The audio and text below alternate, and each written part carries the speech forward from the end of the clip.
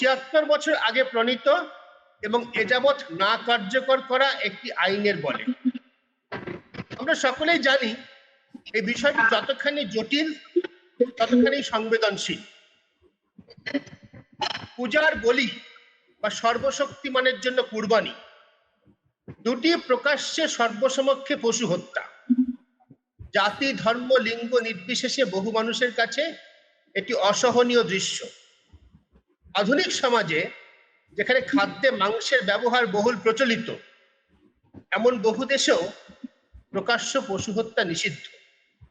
প্রশ্ন হচ্ছে, আজকের পশ্চিমবঙ্গ কোন পথে হাঁটবে?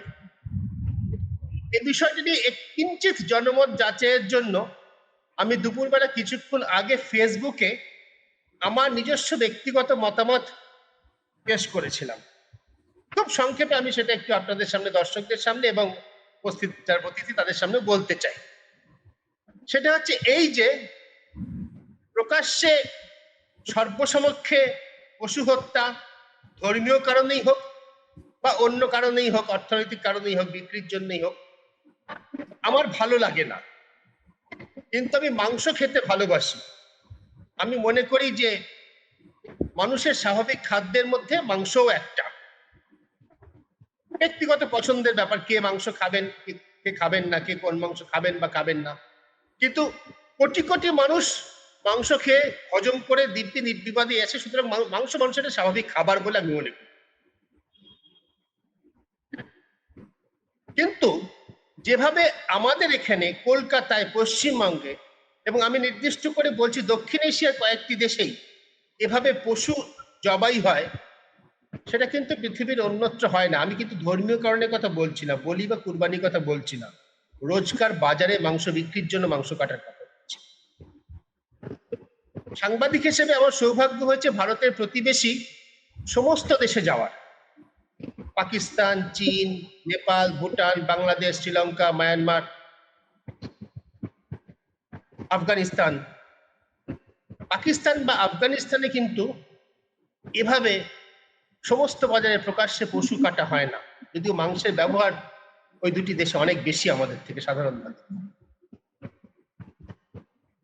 যে প্রশ্নটি আলোচনা করতে আছি, আজকে পশ্চিমবঙ্গ কোন পথে হাঁটবে, আজকের বাংলা কোন পথে হাঁটবে।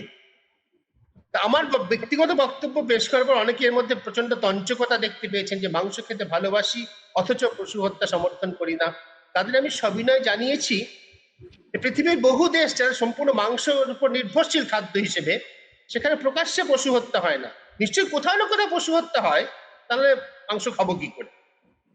কিন্তু রাস্তার ধারে, বাজারে, যত্রতত্র সবার সামনে মুরগি থেকে শুরু করে পাঠা বা ধর্মীয় উৎসব উপলক্ষে আরো বড় পশু জবাই করা হয় না, তারা দিব্যি আছে। আর শুরুতেই বললাম অত্যন্ত জটিল এবং সংবেদনশীল একটা বিষয়, এবং যেহেতু আমি জানি যে এই ঈদ কিভাবে উদযাপিত হবে, রাজ্য সরকার যে নির্দেশিকা দিয়েছে 14 বছরের বেশি বয়স হলে সে পশু জবাই করা যাবে, ভেটেরিনারি ডাক্তারের সার্টিফিকেট সহ জবাই করতে হবে, নির্দিষ্ট কসাইখানাতে জবাই করতে হবে, এই নির্দিষ্ট রাজ্য সরকারের আদেশটা নিয়ে আমি জানি আবিদ সাহেব আপনি কিছু চর্চা করেছিলেন, সরকারের সঙ্গে আপনার কিছু দেখা সাক্ষাৎ করেছিল আপনার প্রাক্তন সহকর্মী সরকারি অফিসারদের সঙ্গে। আপনার অভিজ্ঞতাটা বলুন। আপনার এই প্রক্সিমেট ব্যাপারটা থেকে আমরা তারপরে বৃহৎ ব্যাপারটায় যাবো আর কি, পশু হত্যা, জবাই ইত্যাদি। আবিদ সাহেব আপনার অভিজ্ঞতাটা বলুন, যে নয়া সরকারের সঙ্গে আপনার ইন্টারাকশনের অভিজ্ঞতাটা, নতুন নির্দেশিকা সরকার জারি করেছে সে বিষয়ে আপনার অভিজ্ঞতাটা। আবিদ সাহেব প্লিজ বলুন। এতদিন আমরা অবশ্যই জেনে গেছি যে এই যে নির্দেশিকা বলুন বা আইনটা যেটা 1950 সাল থেকে কোনো একটা ফাইলে পড়েছিল, সেখান থেকে আইনটাকে বার করে জাস্ট পাবলিকের মধ্যে দিয়ে দেওয়া হয়েছে।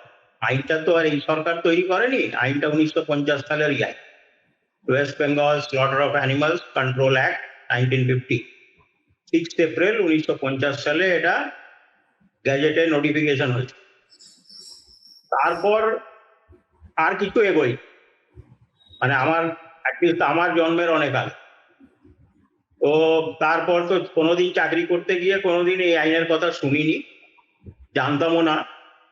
সবই ঠিকঠাক চলছিল। তারপর সরকার একটা আইনকে নিয়ে এসছে, মানে আইনটাকে পাবলিশ করেছে বা বাজারে নোটিফাই করেছে, দিয়েছে, ওয়াইডলি পাবলিসাইজ করেছে। আইনটা তো এই সরকার তৈরি করেনি এখন। আর 2018 সালে হাইকোর্টের একটা অর্ডার আছে, সেই অর্ডারটাকেও একটু ওয়াইডলি পাবলিসাইজ হয়েছে যে এই কোরবানির 10 দিন আগে, মিনিমাম 10 দিন আগে ওটাকে ওয়াইডলি পাবলিসাইজ করে দিতে হবে। তো 10 দিন কেন, সরকার অনেক আগেই পাবলিসাইজ করে দিত। এখন এখানে দুটো কন্ডিশন আছে, মেইনলি দুটো কন্ডিশন, যেটা সেকশন 2 তে অ্যানিমালটা ডিফাইন করা আছে, যে অ্যানিমাল বলতে কাকে, কোন কোন অ্যানিমাল বোঝাচ্ছে। সেকশন 2 এর শিডিউলটা কিন্তু ওই আইনের লাস্টের দিকে দেওয়া আছে, কাউ, বাফলোস, মেল ফিমেল বাফলোস, ক্যাস্ট্রেটেড বাফলোস, সব লেখা আছে। যে মূলত গায়, বাফলো, কাফ, বুল, এইটাই ডিফাইন করা আছে অ্যাজ অ্যানিমাল। তাহলে সব ব্যাপারটা এই গরু বা বাফেলো এটার আশেপাশে ঘুরছে। এখন এতদিন আমরা দেখেছি মুসলমানরা কোরবানি যেটা দেয় 7টা জানুয়ারি অ্যালাউড আছে, মানে ভ্যালিড আছে, তার মধ্যে গরু একটা আছে, বাফলো আছে, তার সঙ্গে ছাগল আছে, দুম্বা আছে, উট আছে। এখন এত এটা একটা কন্ট্রোভার্সি না করে যখন এটা দেখা গেল যে 14 বছরের ওপরে হতে হবে, এটা সেকশন 4 এ বলা আছে, আইনের সেকশন 4 এ দুটো কন্ডিশন দিয়ে দেওয়া আছে, যে 14 ইয়ার্স অ্যান্ড অ্যাবাভ হতে হবে, আর দুধ দিচ্ছে না, আর কোনো কাজের মানে কোনো ম্যানুয়াল কোনো কাজ করতে পারবে না। কারণ আইনটা আগে সবসময় মনে রাখতে হবে, আইনটা 1950 সালে, 50 সালে তো এইটা দিয়ে লাঙল দেওয়া হতো, অন্য কাজের ব্যবহার হতো, ট্র্যাক্টর আসেনি হতো এইভাবে। সেই জন্য কাউ প্রোটেকশনের একটা দরকার ছিল, একটা কনটেক্সট ছিল সে। এখন এই কন্ডিশন যে 14 বছরের উপরে হতে হবে, আর নাম্বার 2, কোনো কাজের জন্য অলরেডি ইনক্যাপাসিটেটেড হয়েছে, শব্দটা ইউজ করা হয়েছে, ইনক্যাপাসিটেটেড, আনফিট ফর ওয়ার্ক বা অন্যান্য, আনফিট হয়ে গেছে, আনহেলদি মানে হেলদি আর নয়, ইনজারি হয়ে গেছে, এই জানোয়ারগুলোকে স্লটার করা যাবে। এটা সেকশন 4 এ বলে দেওয়া আছে দুটো কন্ডিশন। এই দুটো কন্ডিশনটাকে কে সার্টিফাই করবে সেটা আবার বলে দেওয়া আছে যে প্রেসিডেন্ট অফ দি পঞ্চায়েত, মানে এখন যেটা আমরা পঞ্চায়েত সমিতি বলি, পঞ্চায়েত সমিতির যে সভাপতি আছে তাকেই বোঝাবে এখন, আর একজন ভেটেরিনারি অফিসার। আর এরা সার্টিফাই করলে আবার স্লটারটা করতে হবে একটা পার্টিকুলার নোটিফাইড জায়গা, মিউনিসিপ্যাল এরিয়াতে স্লটার হাউস, আর রুরাল এরিয়াতে যেখানে লোকাল অ্যাডমিনিস্ট্রেশন নোটিফাই করে দেবে। এইবার বুঝতে হবে যে মুসলিমরা কোরবানি এতদিন কি করতো, নিজের বাড়ির মধ্যে কোথাও একটা করে নিত, একটা ঘেরা টেরা দিয়ে করে নিত, চলছিল, ভালোই চলছিল। এখন এই যখন এই কন্ডিশনটা আবার বলা, পেনাল্টিটা বলে দেওয়া আছে, সিআরপিসির আইন পেনাল্টিটা বলে দেওয়া আছে, কেউ যদি ধরা পড়ে যে এই আইনটাকে ভাইলেট করছে তাহলে 6 মাসের জেল হবে, 1000 টাকা জরিমানা হবে, অথবা দুটোই হতে পারে। স্বাভাবিক, মুসলিমরা ভাবছে যে কোরবানি করব আবার জেলও যাব, আমাদের কাছে তো অপশন রয়েছে, কোরবানি তো আবার 7টা অ্যানিমাল এলাউড, ছাগল এলাউড, খাসি এলাউড, উট এলাউড। উট তো কলকাতায় পাওয়া যাবে না, কিন্তু ছাগল আর খাসি পাওয়া যায়। তো এখন মুসলিমরা প্রেফার করছে যে ছাগল আর খাসি কোরবানি করবে, গরু করবো না। বাস, মুসলিমরা এখন ডিসাইড করে নিয়েছে ওয়েস্ট বেঙ্গলে যে গরু কোরবানি করব না। এবার তারা ডিক্লেয়ার করে দিয়েছে যে যেহেতু একটা major population of the state বা অফ দি কান্ট্রি, তাদের সেন্টিমেন্ট এর সঙ্গে গায়ে বা গরু বা গায়ে মাতা যাই বলি না কেন, আমরা একটা ইনভলভ আছে, আমি রাইটলি রংলি ওর মধ্যে যাচ্ছি না, কিন্তু একটা সেন্টিমেন্ট, রিলিজিয়াস সেন্টিমেন্ট একটা ইনভলভ আছে একটা বিশাল বড় পপুলেশনের, আর তার সঙ্গে আবার এই পেনাল্টি মেজার্স আছে। সেই দুটো মিলে মুসলিমরা ডিসাইড করলো, এটা তো কেউ কোনো মুসলিম 2-4 জন আলিম বা মৌলানা তারা আপিল করেছেন, কিন্তু মুসলিমরা ইন জেনারেল, কমন মুসলিমরা তারা ইন জেনারেল ডিসাইড করে নিল যে আমরা এই বছর কেন, এর পরে কোনো গরু খাওয়া বন্ধ করে দেব। এইটা হচ্ছে মানে এখনকার ব্যাপার। এর সঙ্গে কি ইকোনমি জড়িত আছে, কি আছে, এর পরে কি হবে, কিন্তু আমি দুটো জিনিস অ্যাড করতে চাই এখানে। আইনটা আছে, আইন মানতে হবে, এটা গুড সিটিজেনের সাইন। গুড সিটিজেনকে আইন মানতে হয়, আইন তো মানা উচিত, সবাই মানবে, মানবে না কেন? তাহলে নাম্বার ওয়ান যে আইন মানতে হবে। আইন মানতে গেলে যে প্রবলেমটা হবে, আইনটা তো 1950 সালের, আবার রিপিট করে দিচ্ছি কেন? বলা আছে যে 14 ইয়ার্স অ্যান্ড অ্যাবাভ সার্টিফাই করবে। সার্টিফাই কে করবে? ভেটেরিনারি অফিসার করবে। ভেটেরিনারি অফিসার আজকের ডেটে কত পোস্টিং আছে? প্রতিটা ব্লকে হয়তো একটা করে আছে, প্রতিটা ব্লকে। ব্লকে এখন ডেজিগনেশনটা হয়ে গেছে BLDO, block live stock development officer, তার সঙ্গে আর একজন ভেটেরিনারি সার্জন থাকে। এবার একটা ব্লক ধরে নিন, বেলডাঙ্গা ব্লক। বেলডাঙ্গা ব্লকে হয়তো 2000 মানে গরু যদি কোরবানি হতো এতদিন, 2000 কেন, আরো বেশি, 5000 হয়তো হতো। তাহলে একটা ভেটেরিনারি অফিসার 5000 গরুকে সার্টিফাই করবে within a period of 7 to 10 days, যেটা প্র্যাকটিক্যালি ইম্পসিবল। সার্টিফাইটা হলো, ধরে নিলাম সার্টিফাইটা হলো, তারপর স্লটার হাউস কোথায় পাবে? বেলডাঙ্গায় কোনো স্লটার হাউস নেই। গোটা পশ্চিমবাংলায় 5টা স্লটার হাউস আছে, সেটাও কলকাতায় আছে, ট্যাংরায় আছে, হাওড়াতে পিলখানাতে আছে। অনেকদিন আগে আমার হোম টাউন আসানসোলে একটা ছিল, রেলের জমির ওপরে ছিল, সেটা রেল নিজের কাজে লাগাবার জন্য ওটাকে ডেমলিশ করে দিয়েছে, ব্যবহার হতো না, অ্যাবান্ডেন্ড হয়ে পড়েছিল, সেই জন্য ওটা ডিমলিশ হয়ে গেছে। তাহলে গোটা পশ্চিমবাংলায় এখন এই মুহূর্তে ফাংশনিং স্লটার হাউস কলকাতায় হয়তো 2-3টে থাকতে পারে। এইবার ভাবতে হবে যে ইনফ্রাস্ট্রাকচারটা কোথায়। আইনটা প্রয়োগ করার জন্য, আইনটা তো ভ্যাকুয়ামে কাজ করবে না, আইনটা কাজ করার জন্য তার সঙ্গে একটা ইনফ্রাস্ট্রাকচার লাগে।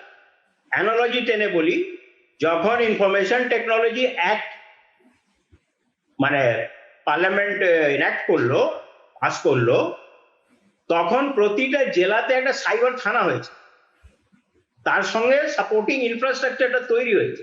শুধু ইনফরমেশন টেকনোলজি অ্যাক্টটা যদি লাগু হয়ে যেত আর সাইবার থানা থাকতো না, বা সাইবার পুলিশ থাকতো না, বা সাইবার ট্রেনিং থাকতো না পুলিশদের, তাহলে ওই আইনটা ইনফ্রাকচুয়াস হয়ে যেত। সিমিলারলি এই আইনটাকে কার্যকারী করার জন্য যেটা গভর্নমেন্টকে চিন্তা ভাবনা করতে হবে, যদি এই আইনটাকে রাখতে হয়, মানে এই বছর তো আর হবে না, কালকে সকালেই তো কোরবানি, বা এর ফার্দারও মানে পশু মানে এই কাজ, এটা তো আর শুধু কালকে কোরবানি শেষ হয়ে গিয়ে আর শেষ হয়ে গেল তা তো নয়, আইনটা তো থাকছে।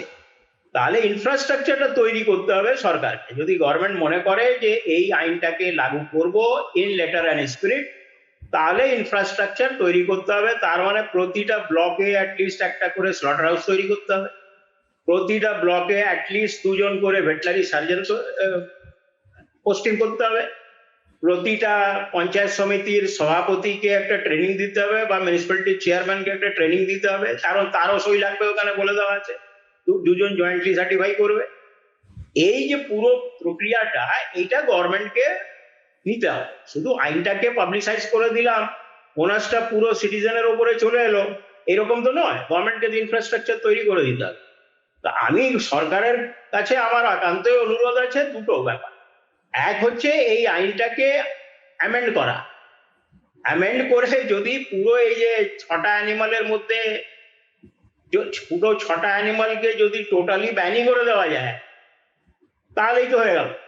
আর এটা পার্লামেন্ট এই আইনটাকে তৈরি মানে ওই ব্যান করা কাজটা পার্লামেন্ট করতে পারবে না, কারণ এটা স্টেটের সাবজেক্ট, স্টেট প্রতি স্টেটকেই করতে হবে। এবং আর্টিকেল 48 অফ দি কনস্টিটিউশনে তো পরিষ্কার বলাই আছে যে যারা মিল্ক প্রডিউসিং অ্যানিমালস আছে তাদেরকে প্রোটেক্ট করতে হবে। এটা আর্টিকেল 48 বলা আছে, এটা গভর্নমেন্টের কাজ, যে মিল্ক গিভিং অ্যানিমালসকে প্রোটেক্ট করতে হবে, সাইন্টিফিক্যালি তাদের রেয়ারিং করতে হবে, এটা তো আর্টিকেল 48 বলা আছে, এটা গভর্নমেন্টের কাজ। তো এই জিনিসগুলো ভাবতে হবে ইন ফিউচার, এখন চট করে তো আর হবে না।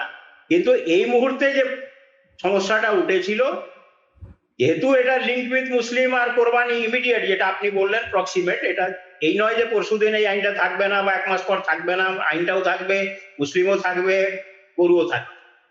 তো ফিউচারে যদি এই আইনটাকে ইফেক্টিভলি ইমপ্লিমেন্ট করতে হয়, তাহলে একটা বড় ইনফ্রাস্ট্রাকচার তৈরি করার দায়িত্ব রাজ্য সরকারের আছে। সেটা হচ্ছে স্লটার হাউস তৈরি করা। আপনি যেটা বললেন আমি একদম একমত আপনার সঙ্গে, যে এই রাস্তার ধারে যেভাবে খাসি কাটে জবা করে বা খাসি যেভাবে ঝুলিয়ে রাখে, আমি সৌদি আরবিয়াতে গিয়েও দেখেছি ওই রকম থাকে নাকি। একটা কাঁচ দেওয়া থাকে সামনে, কাঁচটা আবার মানে বাইরে থেকে কোনো ভিজিবল থাকে না, দোকানের ভেতরে আসতে হবে তাহলে মাংসটা দেখা যায়, পরিষ্কার পরিচ্ছন্ন থাকে, মানে একদম নিট অ্যান্ড ক্লিন। যারা দোকানদার তারা এপ্রন পরে থাকে, গ্লাভস পরে থাকে। তো আমরা যা বাজারে ঘুরে দেখি, সেটা সত্যি সাইডটা খুব ভালো নয়, মানে খুব কমফোর্টেবল নয়।